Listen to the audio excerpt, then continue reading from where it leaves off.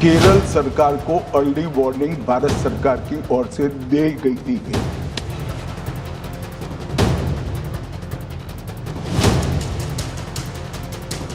जनता के साथ पीड़ा के घड़ी में, दुख की घड़ी में ये कैसा विरोधाभास।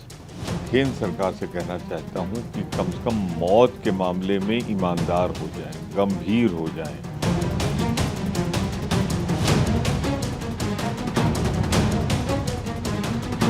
कहीं भी ऐसा हस्तक्षेप नहीं है। आपदा का प्रबंधन प्रथम दायित्व राज्य का बनता है।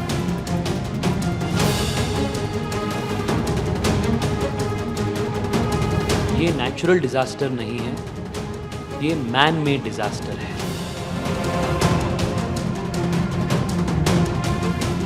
क्या ज़्यादा हो गई है, ये बहुत ही दुखद है।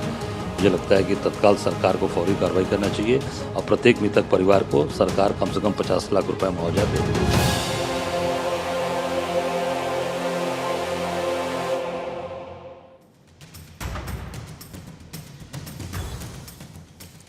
नमस्कार, आप सभी का स्वागत करती हूं भारत 24 पर। मैं हूं आपके साथ पूर्णिमा मिश्रा। शाम के 6 बज चुके हैं और वक्त है दहाड़ का। आधा हिंदुस्तान परेशान है, लेकिन देश में बाढ़ पर सियासी घमासान है।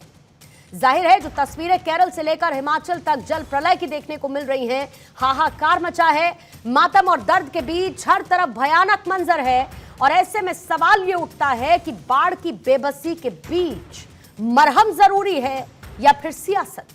आखिर कब तक ड्रेनेज सिस्टम में सुधार होगा, कब जिम्मेदारी का एहसास होगा।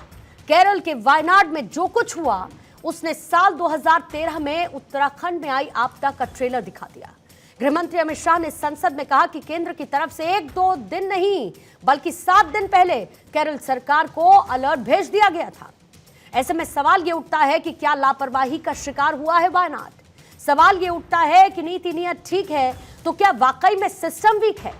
क्या केरल सरकार ने वाकई में अर्ली वार्निंग सिस्टम की अनदेखी की थी।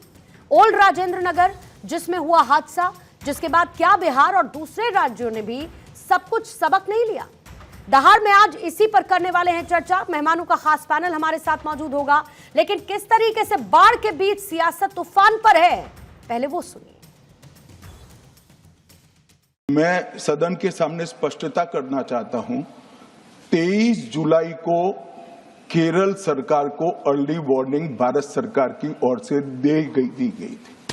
23 जुलाई को, 7 दिन पहले, फिर 24 को गई, फिर 25 को गई, 26 तारीख को मान्यवर ये कहा गया कि 20 सेंटीमीटर से ज्यादा वर्षा होगी, भारी वर्षा होगी, लैंडस्लाइड होने की संभावना है, मड भी रस होकर आ सकता है और लोग इसके अंदर दबकर मर भी सकते हैं।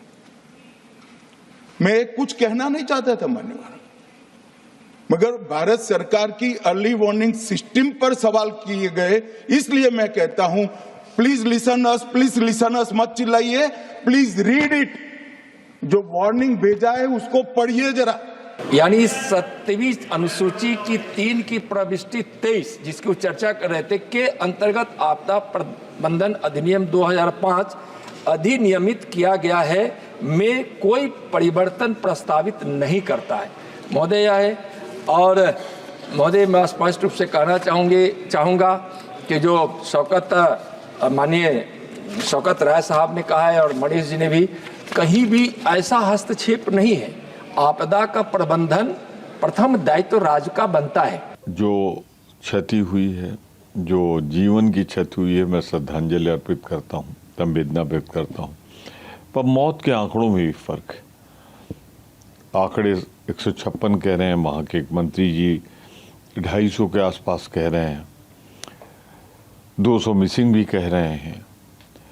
इसके अलावा गृह मंत्री जी कह रहे हैं कि हमने वार्निंग दी थी और वहाँ के मुख्यमंत्री जी कह रहे हैं कि कोई वार्निंग नहीं थी। वार्निंग जो आई है जब ये घटना घट गई उसके बाद की वार्निंग है। तो ये जनता के साथ पीड़ा के घड़ी में, दुख की घड़ी में ये कैसा विरोधाभास। केंद्र सरकार से कहना चाहता हूं कि कम से कम मौत के मामले में ईमानदार हो जाएं, गंभीर हो जाएं। सर, वायनाड में जो हुआ है ये नेचुरल डिजास्टर नहीं है, ये मैन मेड डिज़ास्टर है। और ये मैं नहीं बोल रहा हूँ, जो एक्सपर्ट्स हैं, इकोलॉजिकल एक्सपर्ट्स हैं, माधव गाडगिल जी से लेकर केरला के कई सारे जो इकोलॉजिकल एक्सपर्ट्स हैं वो लोग बोल रहे हैं। पिछले 5-6 साल में देश में जितने भी लैंडस्लाइड्स हुए हैं उनमें 60% लैंडस्लाइड सिर्फ केरला में हो रहा है। हर साल केरला में लैंडस्लाइड्स होते हैं। हर साल आम जनता, इनोसेंट जनता जो है, जो इनको इससे कनेक्टेड ही नहीं है, ये लोग उसमें उनका जान खो रहे हैं। संख्या ज़्यादा हो गई है, ये बहुत ही दुखद है। मुझे लगता है कि तत्काल सरकार को फौरी कार्रवाई करना चाहिए और प्रत्येक मृतक परिवार को सरकार कम से कम 50 लाख रुपए मुआवजा दे और उनके परिवार के भरण पोषण के लिए सारी आगे की व्यवस्था करे। ये निश्चित तौर से हम सब लोग ये मांग करते हैं। उधर केरल के मुख्यमंत्री पिनराई विजयन ने गृहमंत्री अमित शाह के दावे पर प्रतिक्रिया दी है। मुख्यमंत्री पिनराई विजयन ने कहा है कि भूस्खलन की घटना से पहले कोई रेड अलर्ट जारी नहीं किया गया था।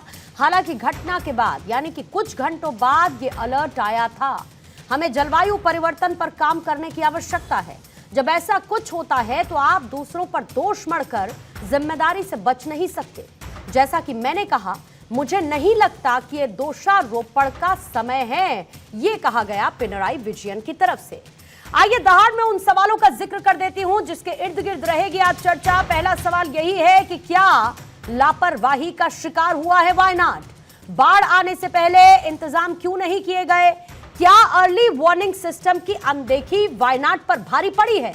क्या सिस्टम की अर्ली वार्निंग सटीक होती है? इसको भी समझने की कोशिश करेंगे। और संकट के वक्त आरोपों वाली सियासत आखिर क्यों हो रही है?